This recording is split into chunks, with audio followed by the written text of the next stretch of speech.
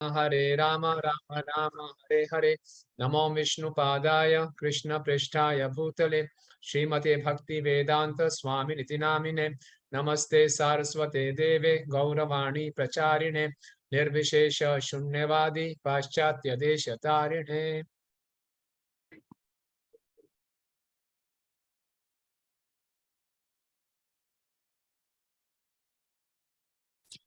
ओम नमो भगवते वासुदेवाय। ओम नमो भगवते वासुदेवाय। ओम नमो भगवते वासुदेवाय। नारायणं नमस्कृत्यं नरं चैव नरोत्तमं देवीं सरस्वतीं व्यासं ततो जयमुदीरयेत्। नष्टप्रायेषु भद्रेषु नित्यं भागवत सेवया भगवती उत्तम श्लोके भक्तिर्भवति नैष्ठिकी। कृष्णाय वासुदेवाय देवकी नंदनाय च नंदगोपकुमाराय गोविंदाय नमो नमः। ग्रंथ श्रीमद् भागवतम की जय। आप सभी भक्तों का हार्दिक स्वागत है। ये हमारा सेकेंड वीक है ये श्रीमद् भागवतम का थीमेटिक स्टडी। और लास्ट वीक क्लास नहीं हो पाई थी 30 तारीख को।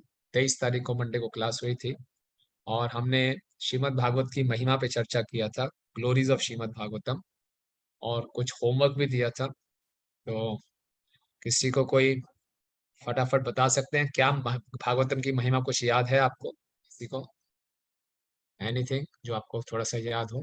कोई भी भक्त? काफी भक्त आज जो है वो उसमें 23 तारीख की क्लास में नहीं थे, तो थोड़ा सा शॉर्ट रिकैप कर सकते हैं किसी को याद हो। और मैं आपसे रिक्वेस्ट करूंगा अगर सब अपना वीडियो ऑन कर सकें तो बहुत वो उत्साहवर्धक होता है। ऑफलाइन ऑनलाइन क्लास में अगर वीडियो ऑफ हो तो बड़ा ही अजीब सा लगता है। तो अगर आपका कोई कंस्ट्रेंट नहीं है तो please switch on the video, इससे हम अच्छे ढंग से पार्टिसिपेट कर सकते हैं। Thank you so much. तो यस, तरुण प्रभु, कुछ याद है आपको भागवत की महिमा में? कुछ कहिए। प्रभु जी ये अमल पुराण है, स्पॉटलेस पुराण है ये।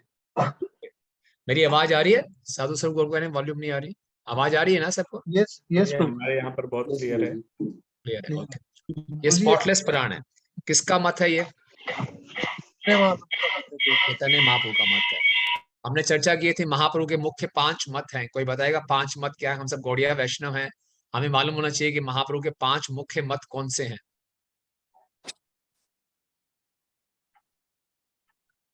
प्रभु जी यस, अदनु प्रभु। प्रभु जी कृष्णा इज वर्शिपेबल। यस, कौन से And, कृष्ण? कौन से कृष्ण वर्शिपेबल?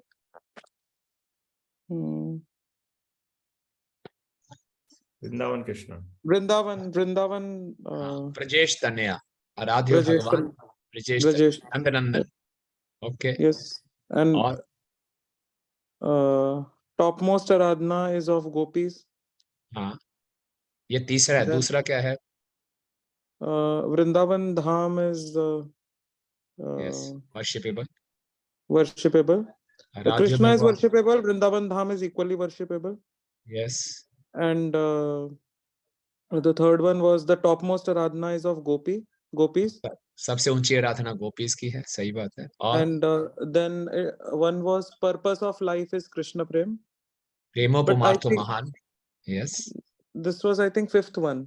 ये 5th है। और चौथा है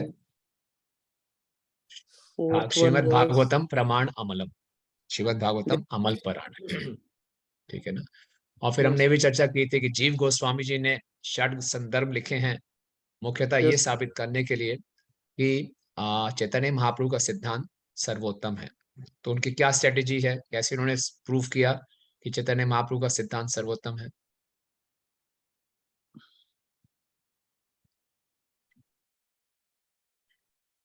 याद है? प्रभु जी 6 संदर्भ जो दिए थे। हाँ, लेकिन स्ट्रेटेजी क्या अपनाई थी? कैसे प्रूव किया कि चैतन्य महाप्रभु का सिद्धांत सर्वोत्तम है? संबंध अभिधेय प्रयोजन का नहीं पूछे कि 2 संदर्भ उस पे थे। नहीं, वो नहीं था।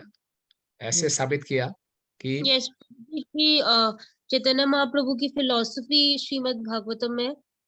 हाँ तो इसलिए टॉप मोस्ट पुराण है। हाँ, वेरी गुड। और पहले उन्होंने साबित किया कि शिव चैतन्य महाप्रभु का सिद्धांत भागवतम के अनुसार है और भागवतम सर्वोत्तम सिद्धांत है। तो इसी तरह से चैतन्य महाप्रभु का सिद्धांत सर्वोत्तम है। ये सब बातें टेक्निकल हैं, लेकिन हम सब गौड़िया वैष्णव को मालूम होनी चाहिए, है ना। ये गौड़िया हमें मालूम होंगी तभी हमारा समर्पण बढ़ेगा। वास्तव में गौड़िया वैष्णव सिद्धांत सर्वोत्तम है। कैसे साबित किया? श्रीमद् भागवतम का सिद्धांत सर्वोत्तम है। कैसे साबित किया था श्रीमद् भागवतम का सिद्धांत सर्वोत्तम है?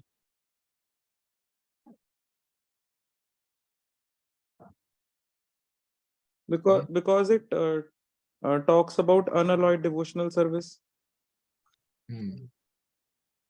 और किसी भी स्क्रिप्चर में कोई भी पुस्तक है, कैसे कहेंगे कि ये सर्वोत्तम है?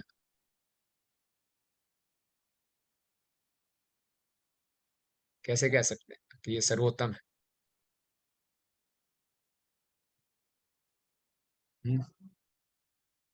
दामोदर सुंदर बता रहे कुछ?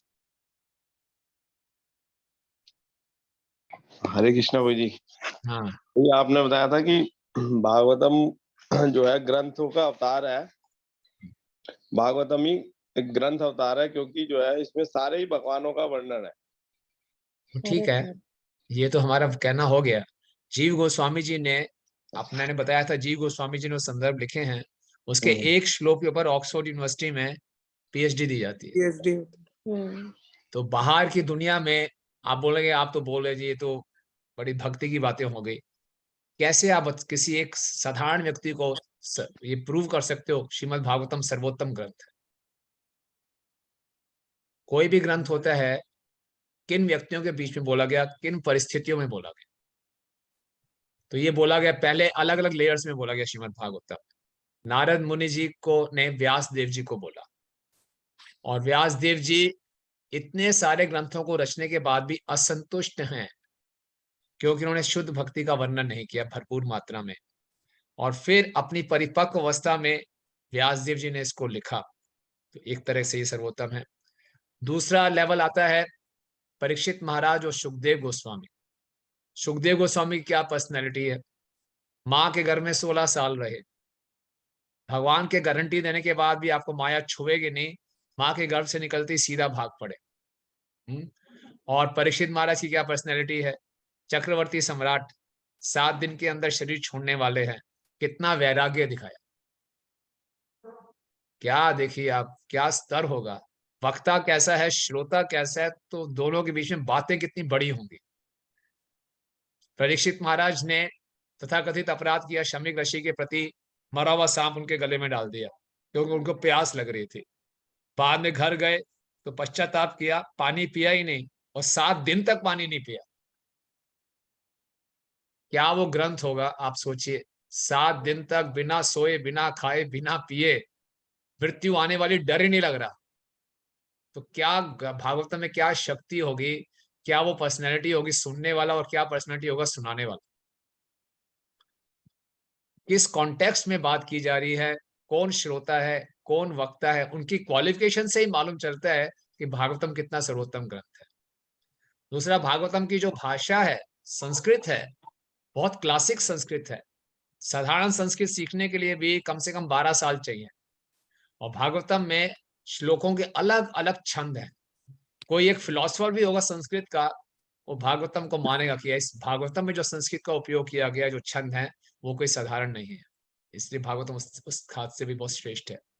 भागवतम एक ऐसा ग्रंथ है जिसकी सबसे ज्यादा कमेंट्रीज लिखी गई है, 90 से ज्यादा कमेंट्रीज। अभी खाली 30 ही उपलब्ध है हमारे लिए। इतना ज्यादा किसी भी ग्रंथ पे कमेंट्री नहीं लिखी गई। और भागवतम सारे वैदिक शास्त्रों का पका हुआ फल है।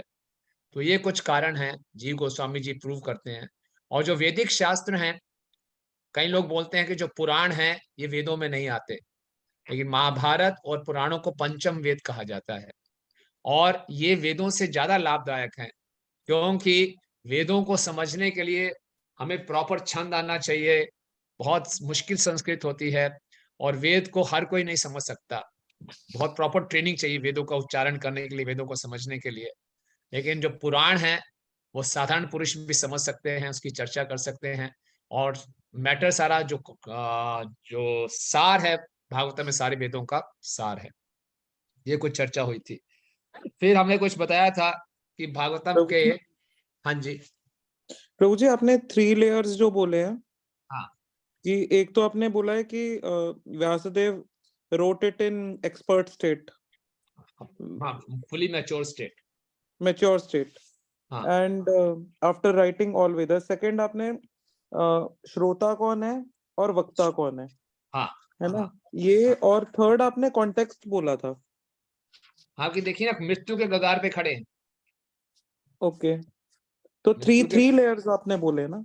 हाँ, तीसरी लेयर आती है आपकी विदुर और मैत्रेय, या सूत गोस्वामी और नैमिषारण्य के ऋषि।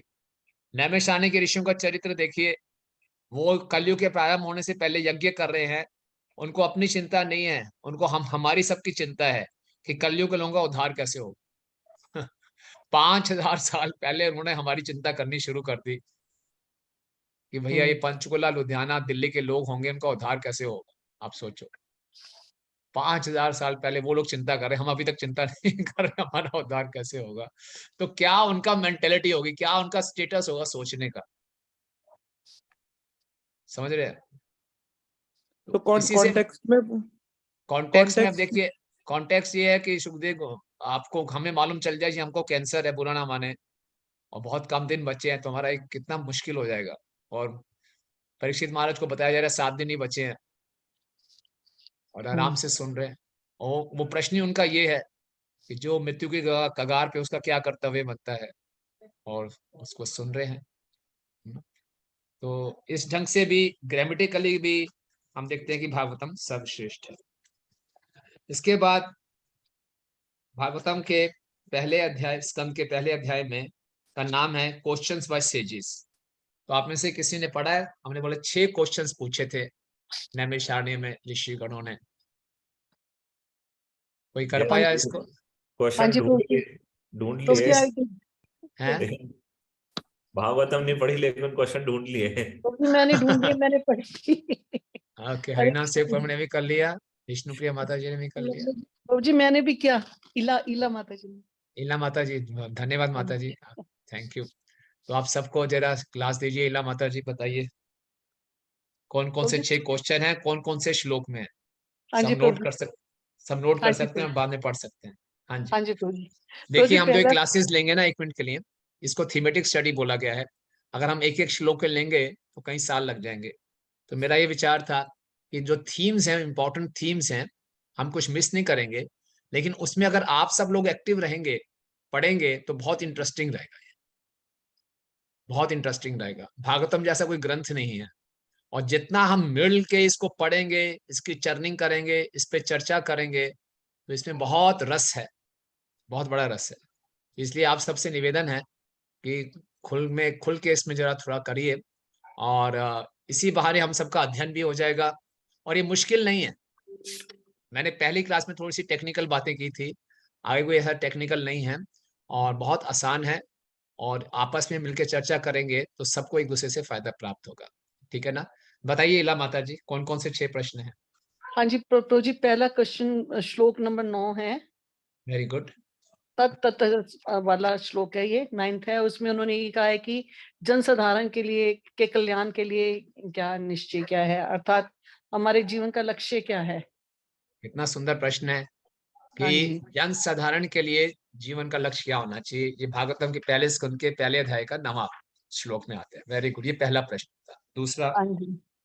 और दूसरा क्वेश्चन 11th श्लोक से था, हाँ जी, जिसमें उन्होंने बताया है कि ये शास्त्र के अनेक प्रकार के शास्त्र हैं, हाँ, मतलब उसका ये कि हमें अलग साधन बताइए कि किस तरह से हमें कि भगवान। कलयुग के लोग के आयु बहुत कम है, तो सभी शास्त्रों का सार क्या है।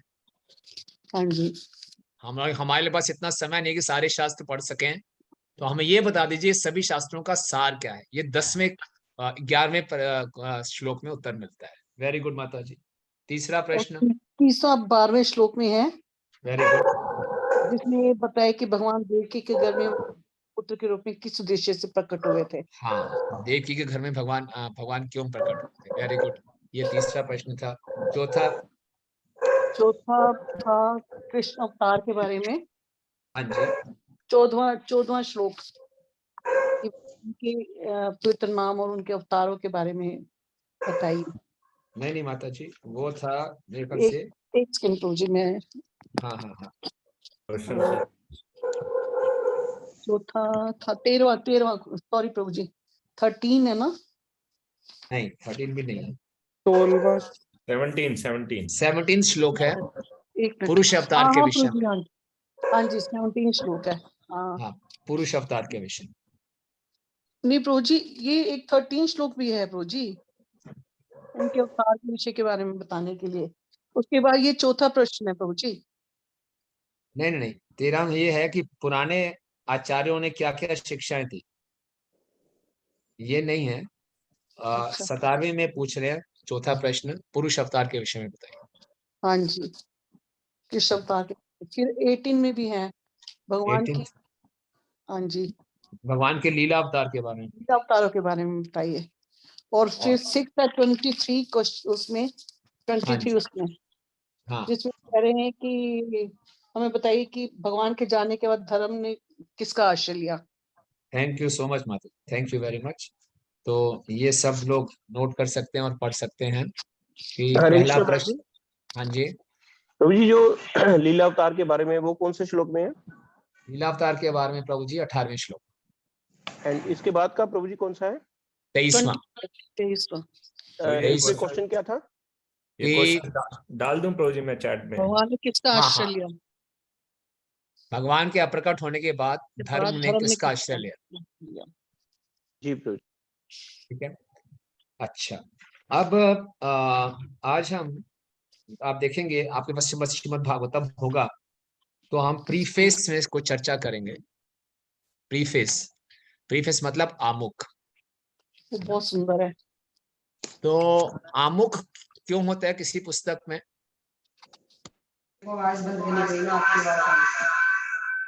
विष्णु गौर प्रभु थोड़ा म्यूट कर लेंगे, अच्छा रहेगा प्लीज। हाँ, आमुख या प्रीफेस का मतलब क्या होता है? Prabhuji, it is written just before the publishing of the book. इसमें मेन थीम के बारे में बताते हैं। हाँ, इस पुस्तक की मेन थीम क्या है, इस पुस्तक को लिखने का पर्पस क्या है, वो मेन बात होती है। और फिर एक इंट्रोडक्शन होता है, प्रस्तावना, इंट्रोडक्शन। इंट्रोडक्शन में उसके पुस्तक की कुछ विषय के बारे में बताया था कि इस पुस्तक का विषय क्या रहेगा। तो जैसे हम प्रीफेस पढ़ेंगे आपको क्लियर हो जाएगा, ठीक है।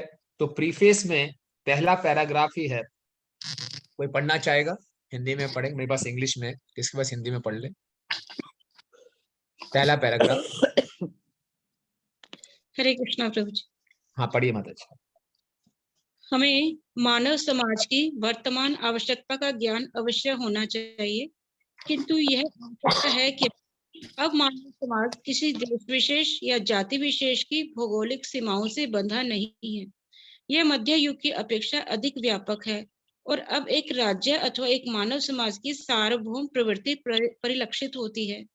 श्रीमद् भागवत के अनुसार आध्यात्मिक साम्यवाद के आदर्श समग्र मानव समाज की एक रूपता पर अथवा कहना चाहें तो जीवात्माओं की समग्र शक्ति पर न्यूनाधिक आधारित है। महान विचारक इसे सफल आदर्शवाद बनाने की आवश्यकता का अनुभव करते हैं। श्रीमद् भागवत द्वारा मानव समाज की इस आवश्यकता की पूर्ति हो सकेगी। अतः इसका शुभारंभ वेदांत दर्शन के सूत्र माध्य से यतः से होता है, जिससे सामान्य हित के आदर्श की स्थापना हो सके। थैंक यू माता जी।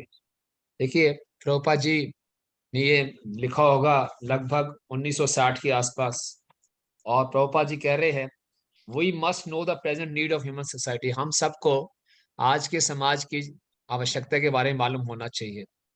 मुझे नहीं, आपको नहीं, हम सबको, है ना, कि समाज की क्या आवश्यकता है ये मालूम होनी चाहिए। तो पहले पैराग्राफ से प्रभुपाद क्या बता रहे हैं, पूरे समाज की क्या आवश्यकता है?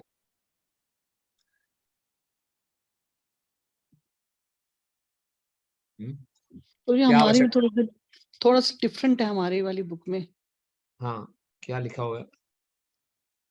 प्रीफेस तो यही है माता जी। हाँ, प्रीफेस है लेकिन थोड़े वर्डिंग चेंज हाँ, हो गया हमारे वो एडिशन में चेंज किया होगा, लेकिन कंटेंट सेम ही है हाँ जी, उसका कि यही मतलब कि वेदांत दर्शन के शुभारंभ के बारे में बताया है। हाँ, तो हाँ, मानव समाज की आवश्यकता क्या है? जी गोल कॉमन होता है, one state for human society. हाँ, एक कॉमन कॉज। हर कोई, अगर हम उग्रवादियों को छोड़ दें, कोई भी एक बुद्धिमान व्यक्ति है, वो सब मिलके रहना चाहते हैं। काफी साल पहले आप देखेंगे यूरोप में कंट्रीज में अलग अलग करेंसी थी, अब पूरे यूरोपियन कंट्रीज की एक करेंसी हो गई है। पहले वेस्ट जर्मनी, ईस्ट जर्मनी अलग अलग थे, वो एक हो गए हैं। तो वास्तव में हर मनुष्य चाहता है कि अब कोई बाउंड्रीज ना रहें, एक राज्य हो जाए। इसको बोलते हैं, प्रभुपाद कह रहे हैं, भागवतम इस नीड को पूरा करेगा। क्यों? भागवतम का पहले श्लोक में ही है, जन्मादि अस्य यतः, कि सब कुछ किससे निकला है? परम सत्य से निकला है। तो हम सबका अगर कारण एक है, हम सबकी उत्पत्ति एक ही जगह से हुई है, तो हम सब एक है, एक प्रकार से, है ना? कई जगह लिखा होता है ना, सबका मालिक एक है। लिखा होता है, साईं बाबा वाला लिखते हैं, क्या लिखते हैं? सबका मालिक एक है। तो एक बात ठीक है, सबका मालिक एक ही है। सबका मालिक एक है तो मतलब कि हम सब एक ही परिवार के हो गए। कौन हिंदू, कौन मुस्लिम, कौन ईसाई, ये सब फालतू के देश की बाउंड्रीज, ये सारा आपस में हमने कितना क्लेश उत्पन्न किया हुआ है। वास्तव में हर मानव समाज में शांति, सुख और संपन्नता चाहता है। अगर हम सबको मालूम हो जाए, जन्मादि अस्य यतः, हम सबका सोर्स एक है, एक ही सोर्स से हम निकले हैं, तो सारी समस्याओं का समाधान हो जाए। यहाँ तो देश की बात छोड़ो, एक परिवार में लोग इकट्ठे नहीं हो पाते। एक परिवार को छोड़े, एक पति पति का आजकल मिलना मुश्किल हो गया है, क्योंकि हर कोई अपनी अपनी सोच से चल रहा है। लेकिन भागवतम का पहला श्लोक ही बता रहा है कि सब कारणों के कारण एक ही हैं, एक परम सत्य है जिससे सब कुछ निकला है। अगर ये मालूम चल जाए, तो ये मानव समाज की इस आवश्यकता को श्रीमद् भागवतम पूरा करता है ना? तो प्रभुपाद जी लिख रहे हैं, to establish the ideal of a common cause. हम सबका एक ही उद्देश्य है, एक ही कारण है, एक ही उत्पत्ति का स्रोत है, वो है परम सत्य। ठीक है ना? और शिला प्रभुपाद जी ये भी बता रहे हैं कि इस मानव समाज ने बहुत तरक्की कर ली है, तकनीकी रूप से नई नई टेक्नोलॉजी आ गई है। फिर प्रभुपाद कह रहे हैं, पूरे समाज में बहुत बड़े स्तर पे झगड़े हो रहे हैं छोटी छोटी बातों में। सो प्रभुपाद जी लिख रहे हैं कि मनुष्य को पता भी नहीं कि पूरे मानव समाज में कैसे शांति और मैत्री का वातावरण आ सकता है। और इतना सब कुछ करने के बाद भी प्रभुपाद जी बहुत सुंदर इंग्लिश में लिख रहे हैं, सेकंड पैराग्राफ की तीसरी लाइन में, but there is a pin prick somewhere in the social body at the large. कहीं पिन चुभ रहा है ना? कहीं पे पिन चुभ रहा है। इतना सब कुछ आप देखिए, लेटेस्ट कंप्यूटर्स हैं, सुंदर सुंदर गाड़ियां हैं, आईफोन्स हैं, कितनी फैसिलिटीज है, कम्युनिकेशन कितना अच्छा हो गया है। हम लोग अलग अलग स्थानों पे बैठ के एक दूसरे को देख पा रहे हैं, क्लासेस कर पा रहे हैं। कुछ साल पहले हम ऐसा सोच भी नहीं सकते थे। तो टेक्नोलॉजी कितनी बढ़ गई है, कितना हमने प्रोग्रेस कर लिया है। लेकिन फिर भी पूरे मानव समाज को कहीं ना कहीं कुछ पिन चुभ रहा है ना? हाँ, हम बहुत सुंदर एक डल नाम के गद्दे पे लेटे हुए हैं, बढ़िया एसी चल रहा है, फर्स्ट क्लास, सब कुछ कंफर्टेबल है, लेकिन पूरे शरीर के एक छोटे से कोने में कहीं पिन चुभ रहा हो, हमें पूरी रात नींद नहीं आएगी। पता नहीं यार, कहीं कुछ चुभ रहा है। इसी ढंग से सब कुछ इतना विकास होते हुए भी मनुष्य संतुष्ट नहीं है, क्योंकि कहीं कोई पिन चुभ रहा है। वो पिन क्या है? किसी को पता नहीं है कि सब कारणों के कारण कौन है, मालूम नहीं है। हर परिस्थिति में श्री कृष्ण है, हम ये देख नहीं पाते और इसीलिए हम परेशान हैं। अगर हम श्रीमद् भागवतम को अच्छे ढंग से समझेंगे, पढ़ेंगे, तो हम देखेंगे हर परिस्थिति, हर व्यक्ति, हर चीज के कारण श्री कृष्ण है। तो देखने का हमारा नजरिया बदल जाएगा। तो प्रभुपाद जी लिख रहे हैं, श्रीमद् भागवतम इस आवश्यकता को पूरा करता है। श्रीमद् भागवतम से हम समझ पाएंगे परम सत्य क्या है, और वही हर चीज के कारण है। और श्रीला प्रभुपाद जी ये भी लिख रहे हैं कि भागवतम को बचपन से ही पढ़ाना चाहिए, स्कूल में बच्चों को पढ़ा देना चाहिए। उसके बाद आप दूसरे पेज पे आएंगे तो भागवतम के 3 मुख्य उद्देश्य बताए गए हैं। कोई पढ़ेगा दूसरे पेज का पहला पैराग्राफ? ग्रंथिदेव प्रभु पढ़ेंगे आप? प्रभु दंडोत प्रणाम प्रभु, मेरे पास अभी है नहीं है, श्रीमद् भागवतम में है नहीं ऑफिस में। प्रभु जी आई कैन रीड। हाँ, पवन कुमार प्रभु आप पढ़िए। प्रभु जी डिस्पैरिटी से स्टार्ट है, मैं उसमें से पढ़ हिंदी रहा हूँ में, ऑनलाइन। हिंदी में। हिंदी में पढ़ना चाहेगा कोई? रूपमाधव प्रभु आपके पास हिंदी में, इंग्लिश में? हाँ मेरे पास हिंदी में प्रभु जी। हिंदी मेरे में पास पढ़िए। हिंदी में। हाँ, रूपमाधव प्रभु पढ़ेंगे। मानव समाज में जो विषमता व्यापत है। नहीं ये नहीं प्रभु जी, ये नहीं। आप दूसरे पेज पे आ जाइए, इसका पहला पैराग्राफ है श्रीमद् भागवतम। श्रीमद् भागवतम वो दिव्य विज्ञान है।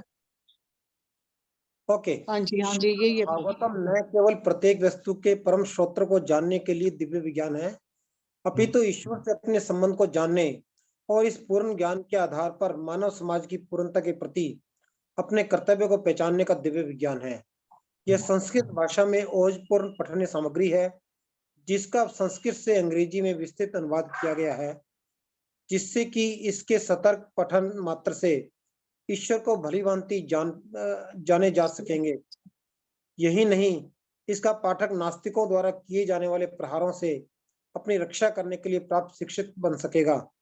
इसके अतिरिक्त पाठक दूसरों को भी सुनिश्चित सिद्धांत के रूप में ईश्वर को स्वीकार कराने में सक्षम हो सकेगा। हाँ, तो 3 मुख्य उद्देश्य बताए हैं। कौन कौन से 3 मुख्य उद्देश्य हैं? भगवान से सब कुछ उत्पन्न होता है। हाँ, नंबर 1 हमारा भगवान से संबंध क्या है। Very good. और हमारा कर्तव्य क्या है भगवान के प्रति, हमारी एक जीव का क्या जिम्मेदारी है पूरे मानव समाज के प्रति। हाँ पूरे यस। तो इस भागवतम को पढ़ के हमें मालूम चलेगा कि सब कारणों के कारण कौन है, नंबर 1। नंबर 2, मेरा उनसे संबंध क्या है, नंबर 2। नंबर 3, ये ज्ञान जानने के बाद हमने पूरे मानव समाज का उद्धार करना है, पूरे मानव समाज में ये ज्ञान देना है, प्रचार करना है। और इससे ये लाभ हो जाएगा कि कोई हम नास्तिक से व्यक्ति भी हमारे पे आक्रमण करेगा तो हम उसके आक्रमण को सह पाएंगे, क्योंकि हमें पूरा मालूम होगा सब कारणों के कारण कौन है, कृष्ण है, मेरा उससे संबंध क्या है, और इस ज्ञान के आधार पे मैं पूरे मानव समाज का भी उद्धार कर सकता हूँ, उनको ये शिक्षा दे सकता हूँ, है ना।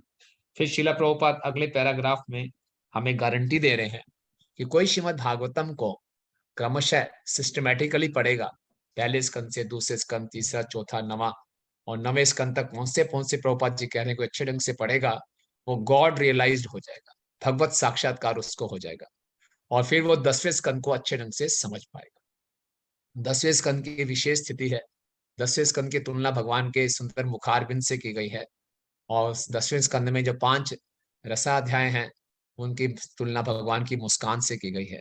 लेकिन सीधा ही हमें 10वें स्कंद में जंप नहीं करना चाहिए, 9 स्कंद को बड़े आराम से पढ़ना चाहिए, राइट।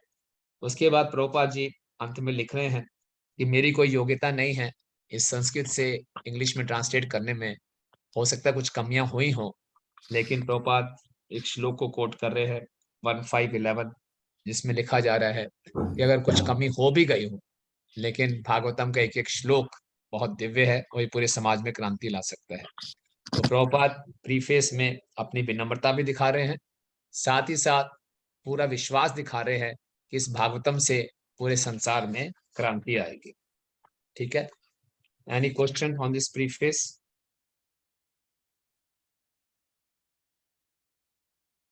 ठीक है, इसमें भागवतम का उद्देश्य बताया गया, भागवतम मनुष्य की कौन सी आवश्यकता को पूरा करेगा ये बताया गया, प्रभुपाद का मूड बताया गया कि प्रभुपाद कितने विनम्र हैं, और प्रभुपाद को पूरा विश्वास है कि इस भागवतम से समाज में क्रांति आएगी। ठीक है, एनी हरे क्वेश्चन? कृष्णा प्रभु जी। हाँ, मित्र सुदामा प्रभु। हाँ, धन्यवाद प्रभु जी। प्रभु जी मेरा क्वेश्चन थोड़ा इससे कंटेक्स्ट में है, जैसे जो पहला पर्पस बताया गया है कि Krishna is the cause of all the causes, तो प्रभु जी हमारी जनरल डिवोशनल लाइफ में और सेवाओं में, या जो हमारे जीवन में चैलेंजेस आते हैं, तब ये बात का साक्षात्कार या इस बात को इम्प्लीमेंट करना कि भगवान ही सब कारणों के कारण है, तो बड़ा डिफिकल्ट हो जाता है। तो क्या हम प्रैक्टिकली इसको कर सकते हैं कि हम इसको मतलब थोड़ा सा वो कर पाए, इम्प्लीमेंट कर पाए कि हाँ ये जो हो रहा है उसके मूल कारण कृष्ण ही है, चाहे मेरे जीवन में कुछ भी हो रहा है, अच्छा बुरा जो भी प्रभु जी। हाँ, तो ठीक है प्रभु जी। तो जितना अच्छे ढंग से भागवतों को पढ़ेंगे, सुनेंगे, इसका गायन करेंगे, ये कृपा से ही होगा। ये कोई मैथमेटिक्स का फार्मूला नहीं है कि हमने रट लिया और हमें हमारा उद्धार हो गया। हमने एग्जाम क्रैक कर लिया, हम फर्स्ट आगे चलो जी हो गए। ये वो बात नहीं। ये भागवतम, ये साक्षात भगवान है। हम जितनी विनम्रता से, जितना हम शरणागत होकर इसकी शरण लेंगे, ये अपने आप को हमारे हृदय में प्रकट करे। ठीक है ना? तो गुरु कृष्ण की और भागवतम की कृपा से ही संभव है। लेकिन सत्य यही है, सत्य यही है। और इसीलिए पहले श्लोक में हम चर्चा करेंगे इसके ऊपर। ठीक है? यस अमृत गौर प्रभु। प्रभु जी, जब ऐसा कहा जाता है कि भगवान ही सब कारणों के कारण है, तो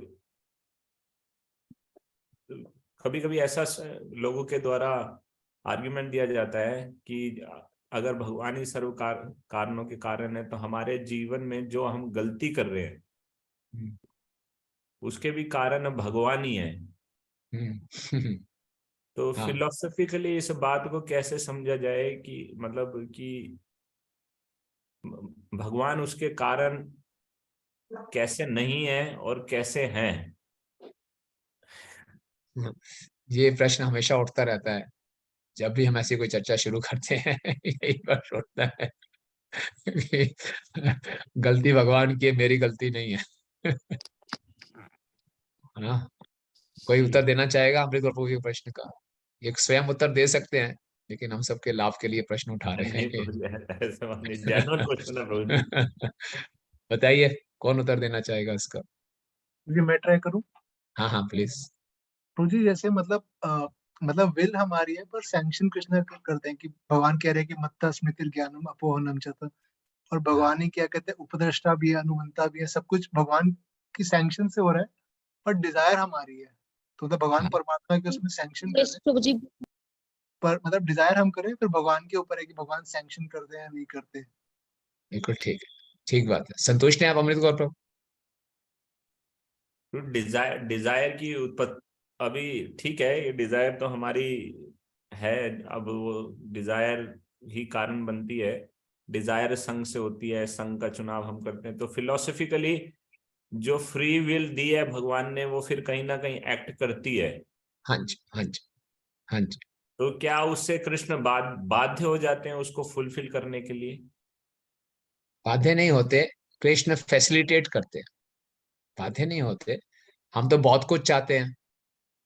हम तो चाहते हैं कि हम महलों में रहें, ये हो सब कुछ, मेरी बात हर दुनिया, पूरी दुनिया मेरी बात माने। हम तो बहुत कुछ चाहते हैं, लेकिन हमें वही मिलता है जो हम डिजर्व करते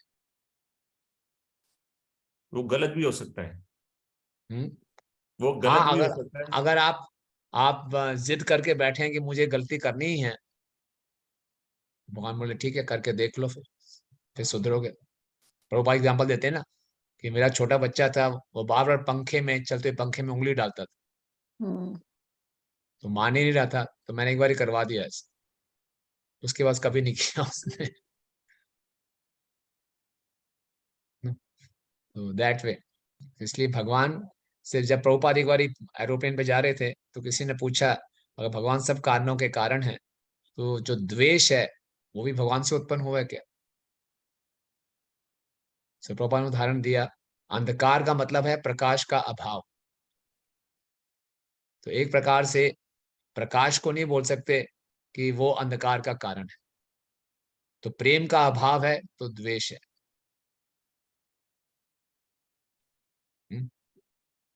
तो भगवान तो चाहते हैं कि हम, भगवान ने सृष्टि की रचना की है कि हम भगवत धाम वापस जाएं, लेकिन अपनी इंडिपेंडेंस का गलत उपयोग करेंगे तो भगवान फैसिलिटेट करते हैं। ठीक है ना प्रभु? आगे बढ़े। जी जी तो इसके बाद हम इंट्रोडक्शन में आते हैं। इंट्रोडक्शन में भी 2.5 पेज है, तो इंट्रोडक्शन कोई पढ़ना चाहेगा? इसके पास हिंदी कौन पढ़ना चाहेगा? इसके पास हिंदी का बुक है। हरे कृष्ण प्रभु जी, दंडवत प्रणाम। आप पढ़िए देवनागरी बाबू, आप पढ़िए। यह श्रीमद् भागवत पुराण सूर्य के समान तेजस्वी है और धर्म ज्ञान आदि नहीं के नहीं, साथ आप फॉरवर्ड पढ़ रहे हैं, फॉरवर्ड नहीं, इंट्रोडक्शन, इसके अगला प्रस्तावना। ओके ठीक है, मैं प्रस्तावना ही पढ़ता था जी। नहीं, एक इंट्रोडक्शन होता है, क्या उसको बोलते हैं, इंट्रोडक्शन क्या क्या बोलते हैं? भूमिका भूमिका भूमिका, भूमिका, भूमिका, सॉरी सॉरी, ठीक है भूमिका, भूमिका, फॉरवर्ड नहीं, भूमिका। ईश्वर की अवधारणा तथा परम सत्य की अवधारणा समान स्तर पर नहीं है। श्रीमद् भागवतम परम सत्य के लक्ष्य पर निशाना साधता है। ईश्वर की अवधारणा नियंता को संकेत करती है, जबकि परम सत्य की अवधारणा आश्रय तत्व या समस्त शक्तियों के सर्वोच्च स्रोत की द्योतक है। नियंता के रूप में श्री भगवान का साकार स्वरूप होने में कोई मतभेद नहीं है, क्योंकि नियंता निराकार नहीं हो सकता। जैसे आधुनिक सरकार, विशेष रूप से प्रजातांत्रिक सरकार, कुछ सीमा पर निराकार है, लेकिन अंततः मुख्य प्रशासना अध्यक्ष तो व्यक्ति ही होता है और सरकार का निराकार पक्ष उसके व्यक्तिगत स्वरूप के अधीन होता है। अतः जब भी हम दूसरों के ऊपर नियंत्रण रखने की बात करते हैं, तो निसंदेह हमें साकार स्वरूप के अस्तित्व को स्वीकार करना पड़ता है। क्योंकि विभिन्न व्यवस्थापक पदों के लिए भिन्न भिन्न नियंता होते हैं, अतः छोटे छोटे देवता अनेक हो सकते हैं। श्रीमद् भगवत गीता के अनुसार कोई भी ऐसा नियंता जिसके पास कुछ विशिष्ट अलौकिक शक्तियां होती हैं, वह विभूतिमत सत्व या श्री भगवान द्वारा शक्ति संचालित किया गया नियंता कहलाता है। ऐसे अनेक विभूतिमत सत्व अर्थात विभिन्न विशिष्ट शक्तियों से युक्त नियंता अथवा ईश्वर होते हैं, किंतु परम सत्य एक ऐसा सत्य है जो अद्वितीय है।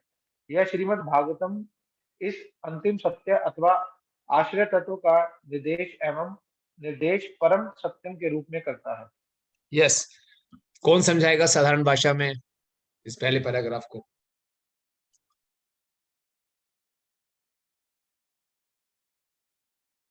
मैं ट्राई करूं। कौन बोल रहे हैं? हरिनाम से नहीं, तरुण, यस तरुण बोलिए। जी, यस, मतलब कि इसमें श्रील प्रभुपाद बता रहे हैं कि ईश्वर और जो परम सत्य है उसमें डिफरेंस है। ईश्वर वो कोई भी हो सकता है, मतलब जो कंट्रोलर है वो उसको ईश्वर कह सकते हैं, पर श्रीमद् भागवत तो वो परम सत्य एब्सोल्यूट ट्रूथ को एस्टेब्लिश करता है कि जो परम सत्य है वो निराकार नहीं हो सकता, उसका आकार होगा। जैसे हमारी जो मॉडर्न गवर्नमेंट है वो निराकार हो सकती है, पर उसका जो रिप्रेजेंटेटिव है जो टॉप पे है वो एक पर्सनैलिटी है। तो ऐसी हमारी जो मतलब जो इम्पर्सनल फीचर हो सकता है भगवान का, पर जो एब्सोल्यूट कंसेप्शन है, एब्सोल्यूट ट्रूथ है, उसका एक आकार है। Good, very good. और कोई पॉइंट मिस हुआ हो? तो जी मैं ट्राई करूं। हाँ, जैसे कि प्रभुपाद एग्जांपल दे रहे हैं कि भगवद गीता में बताया गया है कि अलग अलग देवी देवताएं हैं, उन सबके पास अलग अलग एनर्जी, मतलब उनके पास अलग अलग स्ट्रेंथ है, जिसके अकॉर्डिंग वो अलग अलग सेवाओं को देख रहे हैं। लेकिन और इन सबको भगवान कहते हैं क्योंकि इनके पास कुछ विशेष शक्तियां हैं। लेकिन जो परम सत्य हैं वो एक हैं, वो एक से ज्यादा नहीं हो सकते। और श्रीमद् भागवतम उसी परम सत्य के बारे में उस पर एम्फेसिस करता है। हाँ, वेरी गुड। और कोई पॉइंट? एक और पॉइंट दोनों ने हाँ मिस तो किया। जी, हाँ जी, वो बता रहे हैं कि कंट्रोलर सिर्फ और सिर्फ श्री कृष्णा ही है, बाकी सब उनके अंडर में आते हैं। Only controller is supreme controller, supreme controller. Yes Prabhu ji, supreme लेकिन कंट्रोलर। उनसे सब कुछ निकला है। हाँ जी, परम सत्य वो है जिसका कोई उसके बराबर कोई नहीं है, उससे ऊपर कोई नहीं है, और वही सब कारणों के कारण जितने भी कंट्रोलर्स हैं उनको सारी शक्तियां उस परम सत्य से ही प्राप्त हो रही है। इसलिए भगवान तो बहुत हैं, लेकिन परम भगवान परमेश्वर श्री कृष्ण ही है ना? तो ये श्रीमद् भागवतम उसी के ऊपर है, उसी का उसको टारगेट करती है कि परम सत्य कौन है, ठीक है ना। और जो कि कंट्रोलर है, इसका मतलब कोई वही व्यक्ति होगा, वो इम्पर्सनल नहीं हो सकता। ओके ओके, इसके बाद हम फर्स्ट श्लोक पे आते हैं। पहला श्लोक बहुत प्रसिद्ध श्लोक है। श्रीमद् भागवतम को वेदांत सूत्रों की नेचुरल कमेंट्री भी कही जाती है। व्यासदेव जी ने एक वेद को 4 भागों में बांटा, फिर वेदांत सूत्रों में उनको लिखा। वेदांत सूत्र का मतलब होता है फार्मूलास, कि शॉर्ट में कोड्स में बात हो रही है। अथा तो ब्रह्म जिज्ञासा, जन्मादि अस्यता, शास्त्रवत योनित्वत, 3-3 शब्दों में, 4-4 शब्दों में बहुत गहरी बातें हैं। तो एक आम व्यक्ति इन सूत्रों का मतलब नहीं समझ सकता। तो इन सूत्रों पे अलग अलग संप्रदाय के आचार्यों ने टीकाएं दी। श्री संप्रदाय के आचार्यों ने टीकाएं दी हैं, है ना। रुद्र संप्रदाय के आचार्यों ने टीकाएं दी हैं, अलग अलग संप्रदाय के आचार्यों ने टीकाएं दी हैं। लेकिन व्यासदेव जी, जिन्होंने खुद ही वेदांत सूत्र लिखा, उसका खुलासा उन्होंने श्रीमद् भागवतम में किया। तो श्रीमद् भागवतम को नेचुरल कमेंट्री बोली जाती है वेदांत सूत्रों के ऊपर। तो जो पहला वेदांत सूत्र है अथातो ब्रह्म जिज्ञासा, उसके बाद आता है वेदांत सूत्र जन्मादि अस्य यतः, जन्म आदि यस्य यतः, कि जन्म होना, उसका पालन पोषण करना, उसका संहार करना, सबका सब कौन है? श्री कृष्ण है। तो इस पे कमेंट्री दी है श्रीमद् भागवतम। तो पहले श्लोक में ही है। तो पहला श्लोक में ही पहले 3 श्लोक जो हैं एक प्रकार के मंगलाचरण है। ओके, तो पहले श्लोक में शुरुआत ही हो रही है ओम नमो भगवते वासुदेवाय। तो मतलब कि ओम नमो भगवते वासुदेवाय, पहले से ही श्रीमद् भागवतम श्री भगवान को शरणागति से प्रारंभ हो रही। कोई डिस्प्यूट ही नहीं है कि परम सत्य कौन है, भगवान कौन है, वासुदेव, कृष्ण ही परम सत्य हैं। ओम नमो, मैं उनको नमस्कार करता हूं, भगवते, जो भगवान है, कौन भगवान है? वासुदेव है। तो पहले से इन्होंने स्वीकार कर लिया कि भगवान वासुदेव हैं। और फिर ये श्लोक है।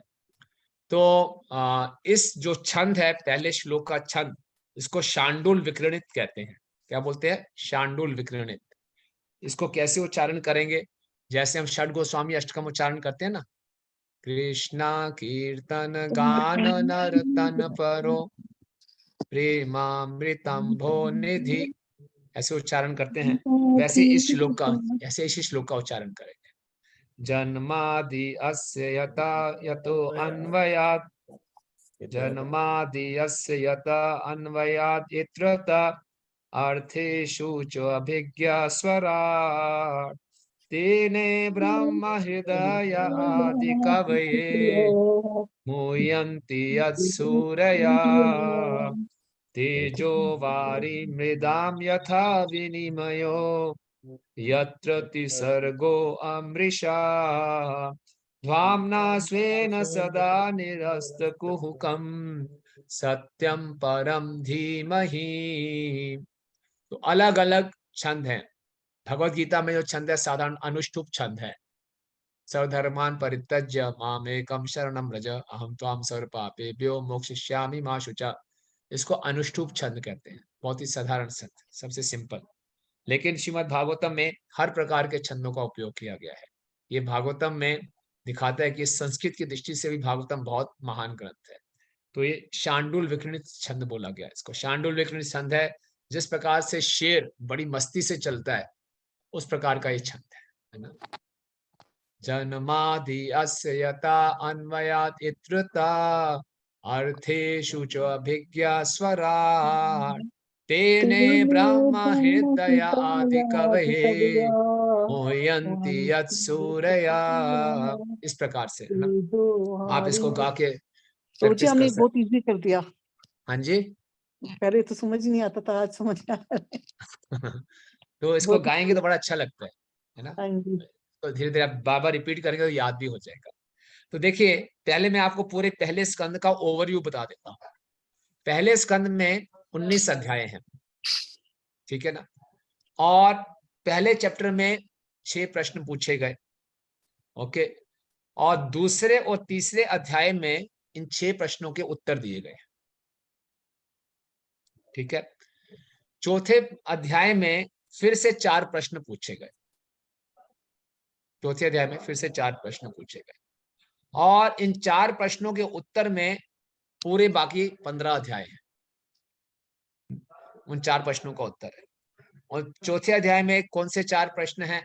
पहला प्रश्न पूछा गया, सूत गोस्वामी से नैमिषारण्य के ऋषि पूछ रहे हैं, भागवतम का इतिहास कैसा है? भागवतम आई कैसे? क्या भागवतम का इतिहास है? दूसरा प्रश्न पूछते हैं, परीक्षित महाराज का जन्म कैसे हुआ? उनकी क्रियाएं क्या हैं? तीसरा प्रश्न पूछते हैं कि परीक्षित महाराज सब कुछ छोड़ के गंगा के तट पे क्यों बैठ गए? इतने बड़े चक्रवर्ती सम्राट थे, ऐसा क्या हो गया कि उनको सब कुछ छोड़ना पड़ा और गंगा के तट पे बैठे? और चौथा प्रश्न पूछते हैं कि सुखदेव गोस्वामी हस्तिनापुर में कैसे आए और उनकी परीक्षित महाराज से कैसे भेंट हुई? 4 प्रश्न हैं। पहला प्रश्न क्या है? भागवतम का इतिहास क्या है? दूसरा प्रश्न है, परीक्षित महाराज का जन्म क्या कैसे हुआ और उनकी क्या क्या क्रियाएं रही? तीसरा प्रश्न है कि परीक्षित महाराज ने सब कुछ छोड़ के गंगा के तट पे क्यों बैठे? और चौथा प्रश्न है, परीक्षित महाराज हस्तिनापुर में कैसे आए और उनकी परीक्षित से भेंट कैसे हुई? इन 4 प्रश्नों के उत्तर में बाकी के पूरे 15 अध्याय हैं, मैंने कि 19वें अध्याय तक ये प्रश्न उत्तर चलेंगे। तो भागवतम का इतिहास क्या है? भागवतम का इतिहास फिर चौथा, 5वां, 6ठा और 7वें अध्याय के मध्य तक बताते हैं कि भागवतम कैसे प्रकट हुई। भागवतम एक सनातन ग्रंथ है, लेकिन 5000 वर्ष पूर्व कैसे प्रकट हुई, ये 7वें अध्याय के मध्य तक बताया जाता है। फिर 7वें अध्याय के मध्य से वो परिस्थितियां बताई जाती हैं कि परीक्षित महाराज का जन्म कैसा हुआ, कैसे अश्वत्थामा ने द्रौपदी के 5 पुत्रों को मारा, यहाँ से बताया जाता है। और जब द्रौपदी के 5 पुत्रों को अश्वत्थामा ने मारा, तो फिर बीच में 8वां, 9वां, 10वां और 11वां अध्याय थोड़ा टॉपिक साइड ट्रैक हो जाता है कि जब भगवान ने देखा कि द्रौपदी के 5 पुत्र मारे गए हैं, तो भगवान फिर हस्तिनापुर छोड़ के जा रहे थे, तो कुंती महारानी ने रोक लिया। कुंती महारानी की प्रार्थनाएं आ गई। फिर तभी बीच में भीष्म पितामह भी शरीर छोड़ने लगे, तो 9वां अध्याय उस पे आ गया। 10वां और 11वां अध्याय हुआ कि भगवान द्वारका जा रहे हैं, कैसे द्वारका वासियों ने उनको प्राप्त किया। 12वें अध्याय में फिर से ऋषिगण पूछते, हमारा वो प्रश्न तो रह गया कि परीक्षित महाराज का जन्म कैसे हुआ? तो बोले हाँ ठीक है, तो फिर से बताना शुरू करते हैं परीक्षित महाराज के जन्म क्या है, उनकी क्रियाएं कैसी हैं। जब जन्म बताया, फिर से टॉपिक थोड़ा डाइवर्ट हो गया 13वें अध्याय में कि धृतराष्ट्र को विदुर मिलने आए और धृतराष्ट्र कैसे घर छोड़ के चले गए। फिर 14वें अध्याय में आया कि कृष्ण कैसे अप्रकट हो गए। 15वें अध्याय में आया कि पांडव ने कैसे रिटायर हो गए। फिर परीक्षित महाराज राजा बने, उनकी क्रियाएं शुरू हुई। फिर 17वें और 18वें अध्याय में बताया कैसे परीक्षित महाराज ने कली का सामना किया, कली का दमन किया। और अंत में 19वें अध्याय में बताएंगे कैसे सुखदेव गोस्वामी से परीक्षित महाराज मिले। तो इन 4 प्रश्नों में पूरे 15 अध्याय कवर होते हैं और पहले 2-3 अध्याय जो 6 प्रश्न है उसका उत्तर देते हैं। ठीक है, ये फ्लो क्लियर हुआ सबको? ठीक है ना? क्लियर है जी? तो फिर अब पहला आज पहले श्लोक पे चर्चा कर लेते हैं। तो परम पूजनीय भक्ति सिद्धांत सरस्वती ठाकुर महाराज ने इस पहले श्लोक के ऊपर 3 महीने तक टीका की थी। और ये श्लोक इतना विशेष है, इसमें हमारे आचार्य विश्वनाथ चक्रवर्ती ठाकुर जी ने एक ही श्लोक के ऊपर 5-5 कमेंट्रीज दी है। बहुत ये विशेष श्लोक है पहला श्लोक जो है।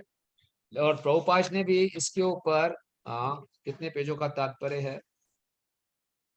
11 पेजों का तात्पर्य, 11-12 पेजों का तात्पर्य है एक श्लोक के ऊपर। और प्रभुपाद बहुत विस्तार से समझा रहे हैं, लेकिन हम आपको संक्षेप में समझाएंगे, आप पढ़ सकते हैं। इसमें परम सत्य के 7 मुख्य कैरेक्टरिस्टिक्स बताए गए हैं कि परम सत्य कैसा है। पहला है 7 कह लीजिए या 8 कह लीजिए। सबसे पहले तो पहले परम सत्य का नाम बताया गया, वासुदेव, वो कृष्ण है। ओम नमो भगवते वासुदेवाय, पहला तो यही हो गया। दूसरा है जन्मादि अस्य यतः, जो कि सभी सृष्टि के पालन के, सृष्टि के संहार के कारण है। जन्म आदि, जन्म आदि का मतलब है जन्म भी देते हैं, पालन भी करते हैं, संहार भी करते हैं, तो सबके कारण कृष्ण है। ये परम सत्य की परिभाषा है ना। तो दूसरा कैरेक्टरिस्टिक ये हो गया, जन्मादि अस्य यतः। फिर है अन्वयाद इत्यतश्च अर्थेषु अभिज्ञा। अन्वयाद इत्रता का मतलब होता है डायरेक्टली और इनडायरेक्टली वो सब कुछ जानते हैं, सब कुछ जानते हैं। परम सत्य वो है जो डायरेक्टली इनडायरेक्टली सब कुछ जानते हैं। डायरेक्टली इनडायरेक्टली मतलब क्या हुआ, जिस प्रकार से प्रभुपाद उदाहरण देते हैं, एक फैक्ट्री का चीफ इंजीनियर है, रक्षानाथ प्रभु अपनी फैक्ट्री के मालिक हैं, तो इनको फैक्ट्री का कोना कोना मालूम है, लेकिन इनडायरेक्टली इनको मालूम है कौन सा सुपरवाइजर कहाँ क्या कर रहा है, सुपरवाइजर के थ्रू मालूम है।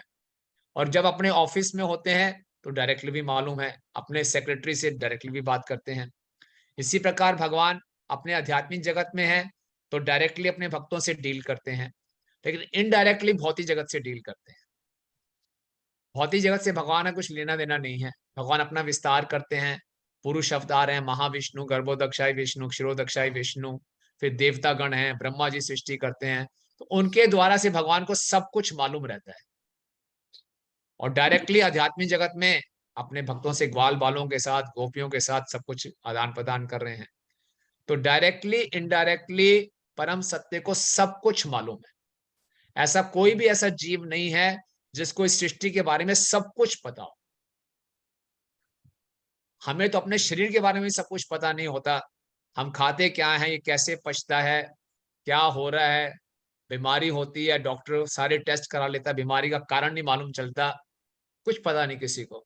लेकिन भगवान इस सृष्टि के आध्यात्मिक जगत, भौतिक जगत को डायरेक्टली इनडायरेक्टली अभिज्ञ सब कुछ जानते हैं। ये परम सत्य का तीसरा लक्षण है। चौथा है स्वराट। स्वराट का मतलब है स्वराज्यति इति स्वराट, जो स्वयं राज्य करते हैं, जो किसी पर निर्भर नहीं है बल्कि हर कुछ उन पर निर्भर है। स्वराट पूर्ण रूप से स्वतंत्र,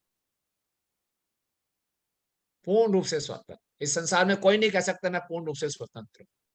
हम प्रकृति के नियमों से बंधे हुए हैं, हम स्वतंत्र होने का प्रयास करते हैं, एक दूसरे का आज्ञा का पालन नहीं करेंगे, है ना। हम सोचते हैं किसी की आज्ञा का पालन ना करें हम स्वतंत्र हो जाएंगे, लेकिन हम प्रकृति के 3 गुणों से बंधे हुए हैं, है ना। तो हम स्वतंत्र नहीं हो सकते। पूर्ण रूप से स्वतंत्र हैं परम सत्य श्री कृष्ण, और सब कुछ उन पर निर्भर है। ये है स्वराट। ये हो गया चौथा। फिर है पांचवा उनका लक्षण, तेने ब्रह्म हृदय आदि कवि। जो आदि कवि ब्रह्मा जी को बताया गया है, सबसे पहले व्यक्ति हैं। कुछ लोग मानते हैं ब्रह्मा जी ने सृष्टि की रचना की, लेकिन ब्रह्मा जी इस सृष्टि के पहले जीव हैं। उनको किसने बताया सृष्टि की रचना कैसे करनी है? उनके हृदय में सारा ज्ञान प्रकट किया परम सत्य ने। तेने ब्रह्म, ब्रह्म मतलब परम सत्य, आदि कवि मतलब ब्रह्मा जी, उनके हृदय में सारा ज्ञान प्रकट किया, वो परम सत्य है। ये पांचवा फीचर है। छठा है मोहयंती यत् सूर्या। बड़े बड़े देवतागण और ऋषिगण भी उनको नहीं समझ सकते। भागवत में कहाँ का वर्णन आता है कि देवतागण उनको देखकर कंफ्यूज हो गए।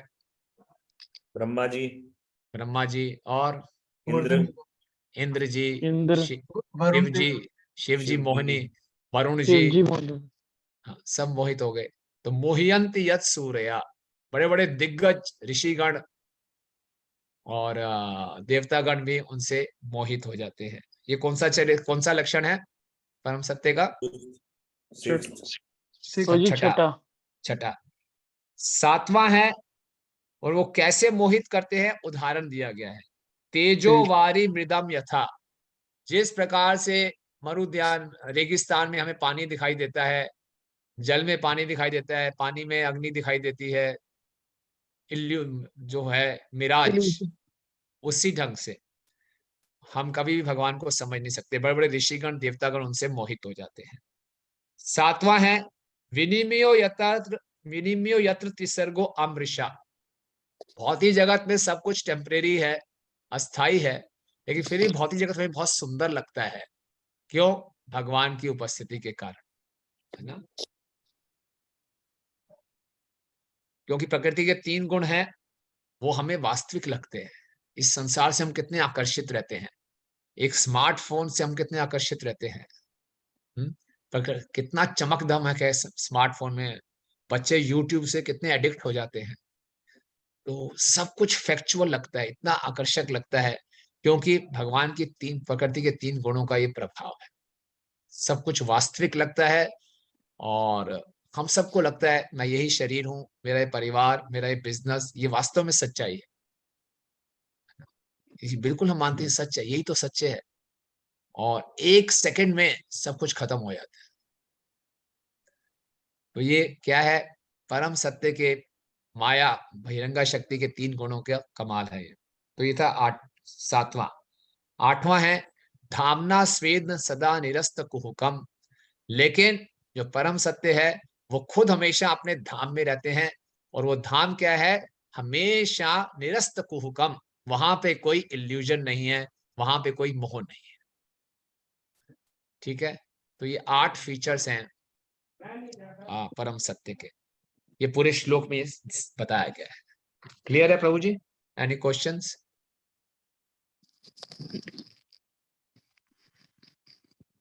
कोई प्रश्न है किसी का?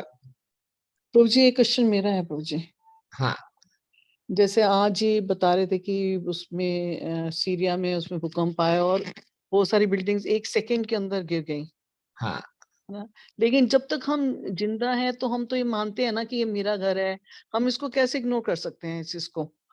मुझे नहीं पता कि अगले मोमेंट में मेरा रहेगा या नहीं रहेगा, बट अभी तो मैं बैठी हूँ तो मैं कहती हूँ ना ये मेरा घर है, और मैं आती हूँ कहीं से भी घूम घाम के, तो मैं यहाँ अपने घर में ही आती हूँ ना, मैं कहीं और तो नहीं ना जा सकती।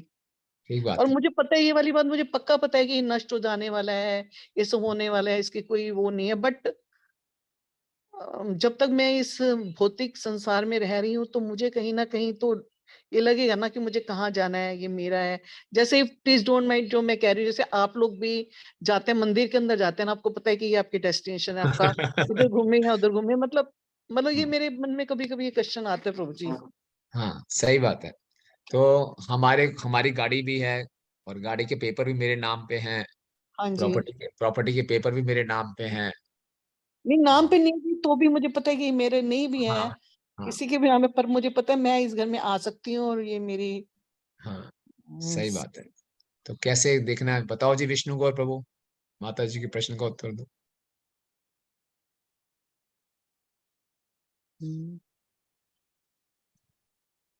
अनम्यूट जी। करो विष्णु गौर प्रभु।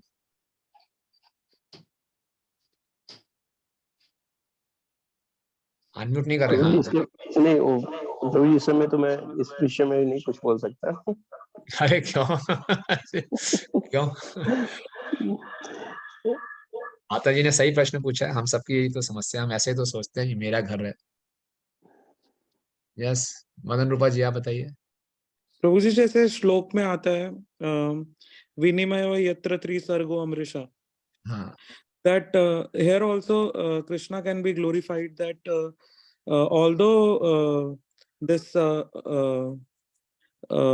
just 1 second, although this material world is due to the action and reaction of the 3 modes of nature, but it appears to be factual although it is हाँ। unreal. हाँ, वो तो बात ठीक है, वो तो बात बोली जा रही है, लेकिन सच्चाई तो यही है कि हम अपना घर मानते हैं। ये मेरे बच्चे हैं, ये मेरे घर है, गाड़ी है, घर जाके मैं विश्राम करूंगा, अपना घर अपना ही होता है। ये सब तो बात ठीक है बिल्कुल। तो कैसे इस बात को समझा जाए? प्रभु जी, जैसे प्रभुपाद एग्जांपल देते हैं कि एक जो स्त्री है जिसका पैरामोर है, तो हाँ। वो अपने घर वालों को वो इतना अच्छे से ख्याल रखती है कि उसको कभी शक नहीं होता कि उसने अपना हार्ट कहीं और दिया हो। तो ऐसी भक्त इतने अच्छे से अपनी ड्यूटीज करता है कि, पर उसके हृदय में हमेशा कृष्ण है, पर वो अपनी ड्यूटी जैसे करता है कि किसी को रियलाइज ही नहीं हो पाता कि मतलब वो किसी और चीज के ऊपर भी ध्यान दे रहा है। तो ऐसी भक्त मतलब आसक्ति रखता है अपने घर पे, मतलब आसक्ति मतलब उसका अच्छे से ख्याल रखता है, पर उसका हार्ट जो है वो कृष्ण के लिए रहता है। तो ये बिल्कुल अच्छा प्रश्न है माता जी। और जो हमने बताया, जब प्रीफेस में पढ़ा था, भागवतम पढ़ के हमें संबंध ज्ञान क्लियर हो जाएगा कि परम सत्य कौन है और मेरा उनसे क्या संबंध है। तो हमारे पास जो भी वस्तुएं हैं, ये शरीर भी है, सब कुछ भगवान का ही है, तो हमें ध्यान रखना चाहिए कि ये मेरी केयर में, मैं केयर टेकर हूँ बस। मेरे बच्चे हैं, भगवान के ही संतान हैं, लेकिन मेरी केयर में है। भगवान ने मुझे इनकी जिम्मेवारी दी है, मैं इनकी केयर करूँ। और ये संपत्ति भी भगवान ने, मेरे कोटा में ये संपत्ति है। ईशोपनिषद में आता है, ईशावास्य इदम सर्वम, सब कुछ भगवान का है, लेकिन जिसको जितना कोटा मिला है उस कोटा में मिल जाएगा। उस कोटा के लिए उसको उसकी केयर करनी है, और उसमें उस केयर के चक्कर में हमें थोड़ी सी टिप मिल जाती है। जैसे रेस्टोरेंट्स में वेटर होते हैं, उनको कोई टिप मिलती है, सैलरी मिल जाती है, कुछ फैसिलिटीज मिल जाती हैं, क्योंकि हम भगवान की संपत्ति की, भगवान के बच्चों की देखभाल कर रहे हैं, तो हमें कुछ टिप में मिल जाता है, जिसको हम सोचते हैं कि ये मेरा है, ये मेरा भोग करने का है, हमें कुछ सुविधाएं मिल जाती है। तो जितना हम भागवतम को अच्छे ढंग से समझेंगे, उतना हम जानेंगे कि सब कुछ भगवान का है, उतना हम ज्यादा सुखी रहेंगे, है ना। शिला प्रभुपाद जी, तो आप देखते हैं जीवन की हर परिस्थिति में एक सम रहे। जब प्रभुपाद जी को सफलता नहीं मिल रही थी, तो यहाँ कितना संघर्ष कर रहे थे। प्रभुपाद का कुर्ता भी फटा हुआ होता था, प्रचार के लिए जाते थे, उनके गुरु भाई ने बोला नया कुर्ता तो डालो, स्वामी जी प्रचार पे जा रहे हो। एक एक ऐसे दिन थे, और एक ऐसे दिन भी आए कि प्रभुपाद बड़े बड़े महलों में रहते थे, रॉयल्स रॉयल्स गाड़ी में घूमते थे, लेकिन प्रभुपाद को मालूम है वो परिस्थिति भी भगवान की दी हुई थी, ये परिस्थिति भी भगवान की दी हुई है। प्रभुपाद बिल्कुल अनासक्त रहते थे, क्योंकि प्रभुपाद को ज्ञान पूरा क्लियर था कि सब कुछ भगवान का दिया हुआ है, तो मैं तो केवल इसमें एक केयर टेकर। तो ये कहना आसान है, इसका प्रैक्टिस करना इतना आसान नहीं है, लेकिन जितना हम अच्छे ढंग से भागवतम को पढ़ेंगे, समझेंगे, भक्तों का संग करेंगे, हरिनाम लेंगे। ये भागवतम को अच्छे ढंग से पढ़ने का उद्देश्य यही है कि हमारा संबंध ज्ञान क्लियर हो। समझ पा रहे हैं माता जी? मैं ठीक समझा, आप बात कर समझा पाए? हाँ जी प्रभु जी, एक और है, वो क्वेश्चन मेरा थोड़ा इनवैलिड है इसकी। जैसे प्रभु जी, एक वो जैसे कि हमारे इस्कॉन के कई मंदिर भी तोड़ दिए उन्होंने, कुछ लोगों ने, जैसे और भी हिंदुओं के कुछ मंदिर तोड़े जा रहे हैं, तो हम इसको किस तरह से लें? हमें इसके अगेंस्ट कुछ करना चाहिए, हमें एकदम चुप हो जाना चाहिए, हाँ भगवान जो करे ठीक है, इसको एज इट इज एक्सेप्ट कर लेना चाहिए? नहीं नहीं, एक्सेप्ट नहीं करना चाहिए। हमें अपने स्तर पे जो आवाज उठानी है, जो प्रार्थनाएं करनी है, वो करनी चाहिए। लेकिन ये तो उन लोगों का नासमझी है जो धर्म को जानते नहीं है, और ये पहली बार ही नहीं हो रहा। इससे पहले भी 500 वर्ष पूर्व, 250-300 वर्ष पूर्व भी ऐसा हुआ है, लेकिन सनातन धर्म को कोई नष्ट कर नहीं पाया। ये सनातन धर्म ही है, और इसके पीछे भी भगवान की कोई लीला होगी। इसका मतलब ये नहीं हम होने दें, हम जितना प्रयास कर सकते हैं उसके बचाव के लिए प्रयास करेंगे, लेकिन ये होता आएगा, और कलयुग में आगे भी होगा। पहले भी हुआ है, अभी भी हो रहा है, और आगे भी होता जाएगा। ये कलयुग में विशेषता क्या रहेगी माता जी? अधर्म भी बढ़ेगा इस ढंग से, और संकीर्तन भी बढ़ेगा। ये दोनों साथ साथ बढ़ेंगे, है ना। अगर ऐसा नहीं होगा तो कल की अवतार कैसे आएंगे? बट उसका मतलब ये नहीं कि हम इसको होने दें, बारिश हो रही है हम भीगेंगे भीगेंगे, हम ये नहीं है। हम अपनी तरफ से प्रयास करेंगे, लेकिन कलयुग आगे बढ़ेगा और संकीर्तन भी आगे बढ़ेगा। तो इसके लिए हमें तैयार रहना, और आप हमारे से जो यथासंभव हो सकता है उसके लिए हम प्रयास करेंगे। अच्छा, ठीक, मतलब आवाज तो रेज करनी चाहिए अपनी। हाँ जी, हाँ जी, बिल्कुल। हर जो हमें प्लेटफॉर्म मिलता है उसमें करना चाहिए। दुख तो है ही, और इसके लिए प्रार्थना भी करना चाहिए। भक्तों को कष्ट हुआ, भक्तों की जान भी गई, निश्चित रूप से दुख की बात। हाँ, बहुत बुरा लगता है प्रभु जी, ऐसा लगता है जैसे हम पे किसी ने अटैक कर दिया हो। वो तो जब है, ऐसा सुनते हैं तो बहुत बुरा लगता है। ठीक बात है, ठीक बात है। Thank you. यस, और कुछ समाप्त करें यहीं पे, या यस रुचि शरण प्रभु? हरे कृष्ण, धन्यवाद, प्रणाम प्रभु जी। प्रभु जी, इसमें जो कैरेक्टरिस्टिक्स में आपने बताया था, 6 कैरेक्टरिस्टिक्स थी कि देवतागण और ऋषिगण परम सत्य को नहीं समझ सकते। हाँ, मोहित हो जाते हैं। हाँ, मोहित हो जाते हैं। तो प्रभु जी, फिर उसी प्रकार से जैसे अभी हमने ये चीज अभी जैसे सुनी और अभी जैसे बताया कि हम ध्यान पूर्वक अगर पढ़ेंगे, इसको समझेंगे, भक्तों का संग करेंगे, हरि नाम लेंगे तो हम इसको समझ पाएंगे। तो भाई जब देवताओं की, ऋषि की ये स्थिति है, ऋषियों की, तो अपने आप में वो कैसे होप गिविंग हो सकता है? और नहीं तो इससे तो हताश ही होंगे। तो ये उनके लिए तो है नहीं, तो खुद के तो बस का फिर है ही नहीं, तो इसको कैसे हाँ, अंडरस्टैंड करें? अच्छा प्रश्न है कि बड़े बड़े देवता भी भगवान को नहीं समझ सकते जब तक भगवान की इच्छा ना हो। जब तक उनकी इच्छा होगी नहीं होगी, कोई नहीं समझ सकता। तो ब्रह्मा जी सोचे थे मैं समझ गया, ये छोटा सा बालक ये भगवान कैसे हो सकता है।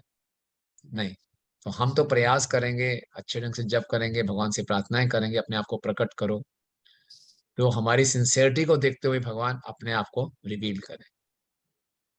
हम अपने प्रयासों से वेदेशु दुर्लभम अदुर्लभम आत्मभक्त, भगवान खाली वेदों से नहीं समझे जा सकते, लेकिन अपने भक्तों से बड़ी आसानी से समझे जा सकते। भक्त्या माम अभी जानाति, केवल भक्ति के माध्यम से ही भगवान को जाना जा सकता है ना। लेकिन अपनी बुद्धि के स्तर से भगवान को जानने का प्रयास करेंगे तो मोहित हो जाए। ठीक है। हाँ, तो जी इसी में है, जैसे अब भगवान की फेवर की तरफ से अगर हम देखें कि जब भगवान ने प्रकट होना था उससे पहले देवी देवता आए, सब अरेंजमेंट्स हुए, हाँ, तो वो लिंक भगवान से तो उनका बना हुआ है। तो फिर अगर हम अपने से फिर उसको अपने कंटेक्स्ट से फिर देखें, जैसे अभी आपने बताया कि सिंसेरिटी और प्रयास, हाँ, तो फिर उसको भी हम अपने आप को फिर किस तरीके से उसमें देख सकते हैं? हाँ, तो भगवान के देवतागण भगवान के ही प्रतिनिधि हैं, लेकिन फिर भी तीनों गुणों के अंदर हैं, तो तीन गुणों से प्रभावित हो जाते हैं। भागवतम में पर जी देखते हैं इंद्र इंद्र बार बार रजोगुण से प्रभावित हो जाते हैं, ब्रह्मा जी भी प्रभावित हो गए। तो हमें सावधान रहना है कि कभी हम अपने आप को कर्ता ना मान लें और फिर बोलने कि हम अपनी बुद्धि के स्तर पे भगवान को जान पाएंगे। नहीं, भक्ति से ही भगवान को जाना जा सकता है। ठीक है। ठीक है भाई। ओके, तो आप लोग कृपया करके अगले मंडे हम क्लास करेंगे, तो पहले 3 श्लोक पढ़ लेंगे तो बहुत अच्छा रहेगा। हम फिर और अच्छी चर्चा कर पाएंगे उसमें, फर्स्ट 3 श्लोक। ठीक है जी। ठीक है। हम एक एक लाइन नहीं पढ़ पाएंगे, लेकिन जिस्ट हमने पहले श्लोक की चर्चा कर ली है इसके मुख्य, लेकिन और प्रभुपाद बड़े सुंदर एग्जाम्पल दे रहे हैं, तो आप उसको पढ़िए और उसमें फिर हम आप बताएंगे कि क्या क्या प्रभुपाद ने बताया, कोई प्रश्न है वो उसको करेंगे, फिर सेकंड एंड थर्ड के ऊपर भी हम चर्चा करेंगे। ठीक है, क्लियर है ये? Yes, किसी किसी कोई कमेंट है? ये फॉर्मेट ठीक लग रहा है आपको? ऐसे ठीक है? यस बिल्कुल। ठीक है, थैंक यू सो मच। और आप सबका बहुत बहुत धन्यवाद। ग्रंथराज श्रीमद् भागवतम की जय अधुर श्रील प्रभुपाद की जय जय। हरे हरे कृष्ण। जय कृष्ण जी, धन्यवाद प्रणाम जी। प्रणाम जी, हरे कृष्ण।